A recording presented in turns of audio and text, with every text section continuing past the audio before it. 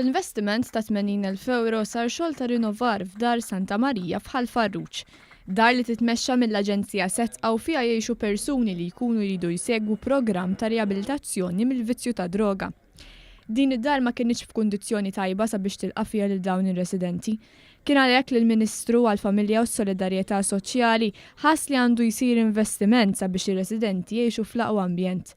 Fil-fatt reġa' nbena kollox mill-ġdid fosthom faċilitajiet sanitarji ġodda u sistema ta' ilma u elettriku ġdida.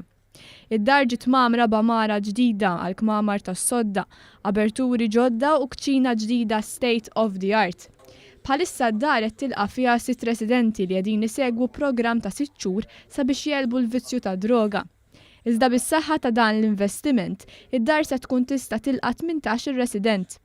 Id-direttur tal-Aġenzija Setqa Charles Sherry irringrazzja lill-Gvern tal-li sar dan l-investiment importanti. L-ewwel waħda kienet li l-post hawnhekk għandu ċertu żmien, ġifieri kellu bżonn rinnovazzjoni sħiħa fuq livell strutturali.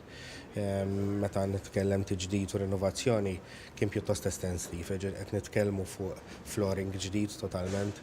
L-iktar li fukajna kien fuq il-bedrooms ta' residenti fejn hemmhekk hemm faċilitajiet ġodda. Fl-inaugurazzjoni, il-Ministru għall-Familja u s-Solidarjetà Soċjali Michael Falzon qal il-Gvern ma jridx jaħbi l-problema ta' droga imma jgħin lil dawk il-vittmi ta' droga biex jelbu dan il-vizzju. Importanti li ninvestu dejjem fis-soċjetà tagħna.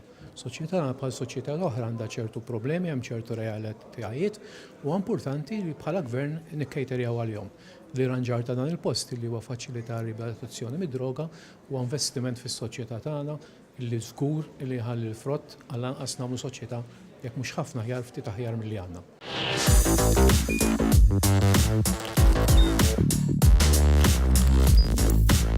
Idħol fuq one.com.mt u hemmhekk tista' tara l-programmi kollha li jxandru fuq One permezz ta' One Play.